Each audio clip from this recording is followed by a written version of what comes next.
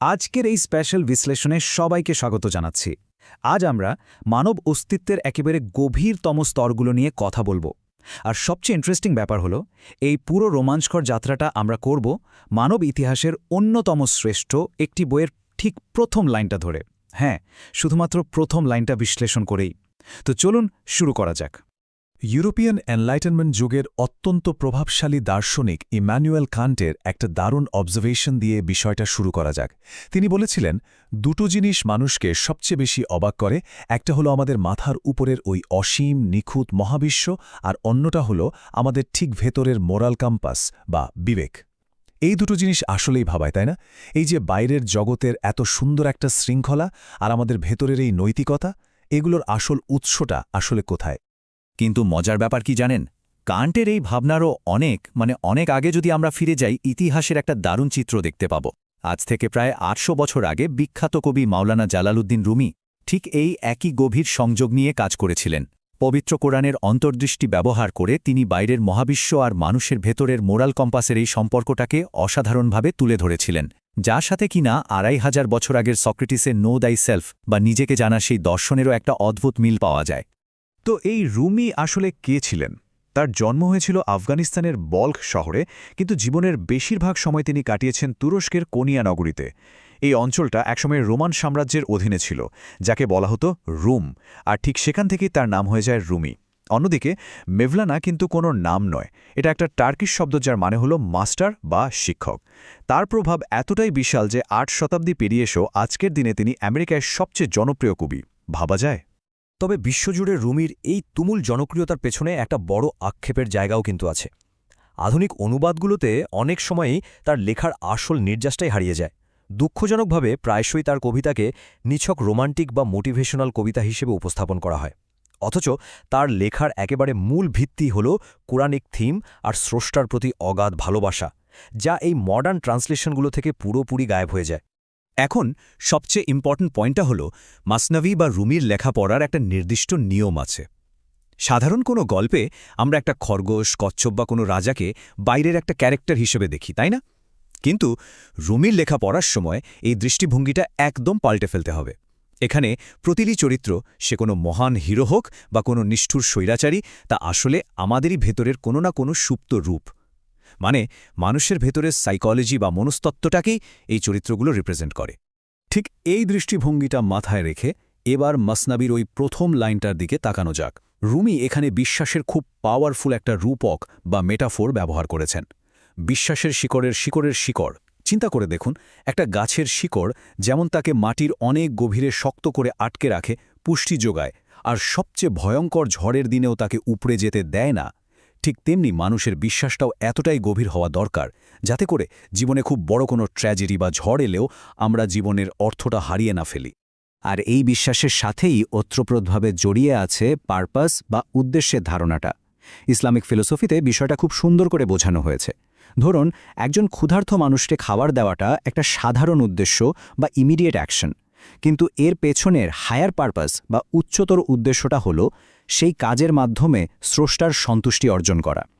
এখন কোনো দুর্ঘটনার কারণে যদি শেষ পর্যন্ত খাবারটা দেওয়া সম্ভব নাও হয়, তবুও কিন্তু ওই উচ্চতর উদ্দেশ্যটা ঠিকই থেকে যায়, আর সেই ভালো নিয়তের জন্যই মূলত পুরস্কার মেলে।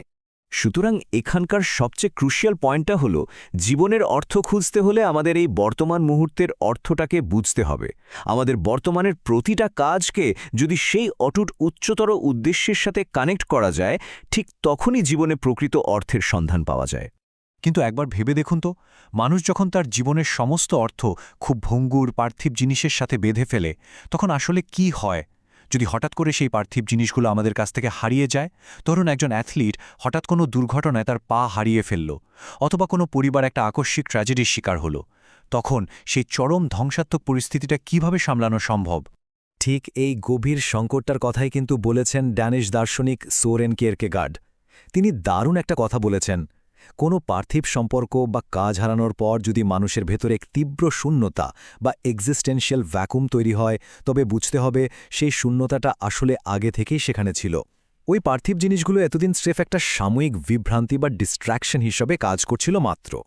টিয়েরকেগার্ডের এই তথ্যটা কিন্তু আজকের দিনের খুব পরিচিত একটা সাইকোলজিক্যাল কন্ডিশনের সাথে একদম হুবহু মিলে যায়, যাকে বলা হয় গোল্ড মেডেল সিন্ড্রোম। সারা জীবনের সবচেয়ে বড় লক্ষ্য, যেমন ধরুন একটা বড় ডিগ্রি, স্বপ্নের চাকরি বা বিপুল ধন সম্পদ অর্জনের ঠিক পরপরই অনেকের ভেতরেই এক ধরনের চরম হতাশা বা উদ্দেশ্যহীনতা কাজ করে।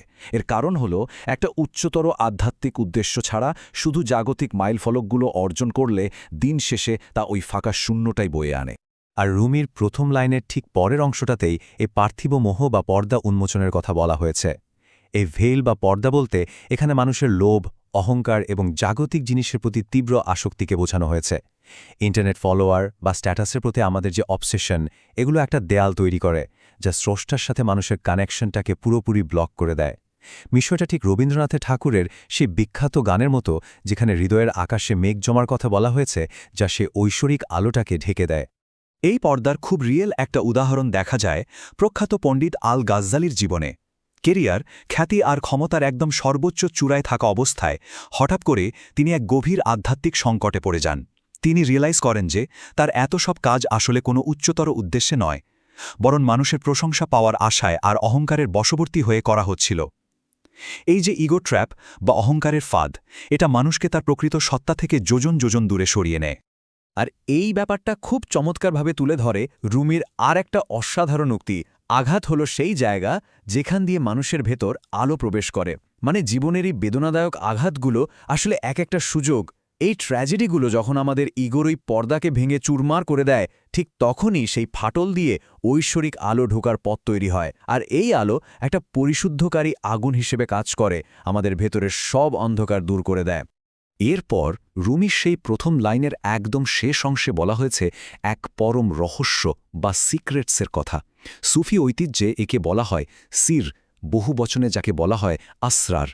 এটা হলো মানব হৃদয়ের একেবারে ভেতরের সবচেয়ে গোপন আর গভীর একটা স্তর। সুফি ফিলোসফিতে বিশ্বাস করা হয় স্রষ্টার সাথে মানুষের আসল কানেকশনটা বাইরের কোনো আড়ম্বরে হয় না, বরং সেটা ঘটে থাকে হৃদয়ের একেবারে গভীরতম এই জায়গাটিতেই। প্রাচ্য এবং পাশ্চাত্যের দর্শন কিভাবে এক সুতোয় গাথা তা দেখলে আসলেই অবাক হতে হয়। একদিকে প্রাচীন গ্রিসের সক্রেটিস আহ্বান জানিয়েছিলেন নো দাই সেলফ বা নিজেকে জানো বলে। অন্যদিকে সুফি ঐতিহ্যে বলা হয় যে নিজেকে চিনেছে সে তার প্রতিপালককে চিনেছে। এই যে আত্মানুসন্ধানের প্রাচীন একটা ডাক, এটা সুফি দর্শনের আধ্যাত্মিক উচ্চতার সাথে কতটা চমৎকারভাবে মিলে যায়, তাই না? আধুনিক বিশ্ব সারাক্ষণই সবাইকে বলে যাচ্ছে জাস্ট বি ইয়োরসেলফ, বা তুমি যেমন আছো তেমনই থাকো। কিন্তু এখানেই সবচেয়ে বড় প্রশ্নটা থেকে যায়, মানুষ যদি তার ভেতরের প্রকৃত সত্য বা সেই গভীরতম রহস্যটি কখনো আবিষ্কার না করে থাকে, তবে সে কিভাবে নিজের মতো হবে? এই বাহ্যিক পরিচয়ের খোলস ভেঙে ভেতরের সেই প্রকৃত সত্তাকে খোঁজার চ্যালেঞ্জটা আজ হয়তো সবচেয়ে বেশি প্রাসঙ্গিক। আর এই আত্মানুসন্ধানের রেশ ধরেই আমাদের